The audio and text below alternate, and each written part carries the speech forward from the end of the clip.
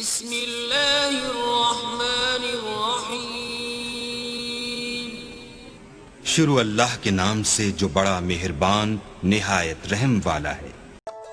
محترم عزیز دوستوں، اس ویڈیو میں خلافت عثمانیہ کا میں مختصر تعارف بیان کروں گا۔ خلافت عثمانیہ 1299 سے 1922 تک تقریباً 600 سال قائم رہنے والی مسلم عظیم سلطنت تھی۔ اپنے عروج کے زمانے میں یہ سلطنت 3 براعظموں پر پھیلی ہوئی تھی۔ جنوبی مشرقی یورپ اور شمالی افریقہ کا بیشتر حصہ اس کے زیر نگین تھا۔ 1299 میں عثمان اول نے سلجوقی حکومت سے خود مختاری کا اعلان کر کے عثمانی سلطنت کی بنیاد ڈالی۔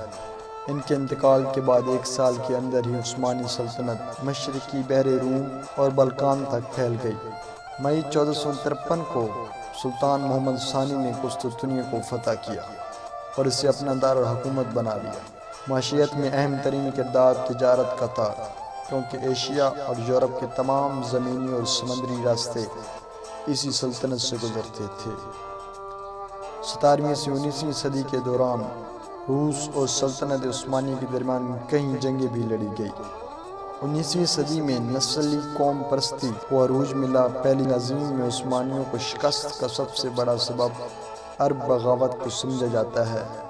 عرب بغاوت کا شریف مکہ حسین اور محمد بن عبد الوہاب نجدی کے متبعین کا بہت بڑا ہاتھ تھا۔